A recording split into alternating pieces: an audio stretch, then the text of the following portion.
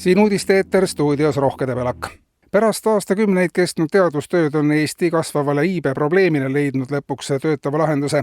Nõusoleku seadus on läbinud kooskõlastusringi ja saanud valitsuselt heakskiidu ja nüüd saadetakse Riigikogule arutlemiseks eelnõu, mille järgi võtab Eesti kasutusele nii-öelda jah-mudeli. Nimetatud jah-mudel tähendab, et iga inimene, kellele tehakse ettepanek, vahekorraks on kohustatud ütlema jah. Segaduste vältimiseks tuleb jah öelda entusiastlikult ja valju häälega ja kinnitada seda üle ka kehakeeles. Jah-mudeli kasutuselevõtt lõpetab selles vallas alatiseks kõik senised probleemid, seisab eelnõu seletuskirjas.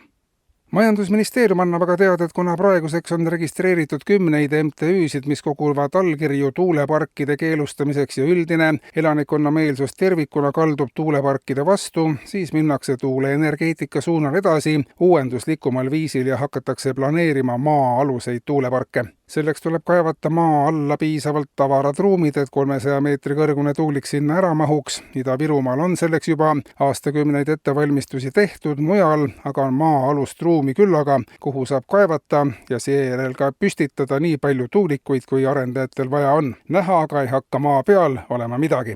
Esialgu võib tunduda maa-alune tuulepark utoopilisena, kuid kui kõrvutada seda Rail Balticuga, siis loksub kõik paika, märgitakse Majandusministeeriumi arengukavas.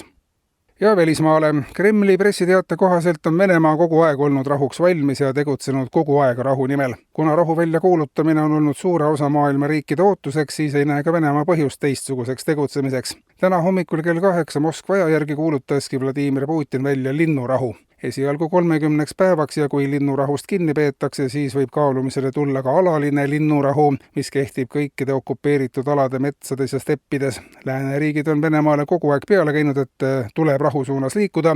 Nüüd on linnurahu välja kuulutatud ja oleks loogiline, et vastutasuks loobutakse kõikidest sanktsioonidest, märgitakse Kremli teate lõpetuseks. Rahandusministeerium annab aga teada, et seoses riigi õigustatud ootustega maksude laekumise stabiilsuse osas on valitsus ette valmistamas eelnõud, mis garanteerib õigustatud ootustega maksulaekumised ka juhul, kui maksumaksja sureb enne statistilist oodatud eluiga. Valminud seaduseelnõu näeb sellisel juhul ette, et järglastel tuleb tasuda kuni lahkunu oodatud eluea täitumiseni tema eest makse lahkunu viimase eluaasta jooksul tasutud maksude suuruses. Kui inimesel otseseid järglasi ei ole, siis tasuvad tema eest makse sugulased vajadusel 7 põlve edasi ulatuvalt. See garanteerib, et riik saab eelarveid edaspidi täpsemalt planeerida ja maksulaekumine on stabiilne ka tulevikus. Ja nüüd ka üks uudiste saate ajal tulnud teade. Riigikogu valitsuserakonnad annavad teada, et on otsustanud umbusaldada opositsioonierakondi ja nõuda nende tagasiastumist. Peamiseks umbusaldamise põhjuseks on valitsuserakondade sõnul Riigikogu opositsiooni võimetus teha opositsioonitööd, rääkimata tulemuslikust tööst. Olukord, kus valitsuserakondade toetus on rekordmadalal, ei suudeta ikka midagi koordineeritult konstruktiivselt ette võtta, näitab kujukalt, et Riigikogus oldakse pelgalt hüvede pärast ja sisulist tööd rahva teenimiseks ei soovita teha. On tõenäoline, et opositsiooni suudaks ka siis võimule tulla, kui valitsust üldse ees ei olekski. Valitsuse sõnul on opositsioon rahva ootusi petnud, peab tagasi astuma, sinna ka jääma, kuni toimuvad valimised ja valitakse uus opositsioon. Kuulsite uudiseid.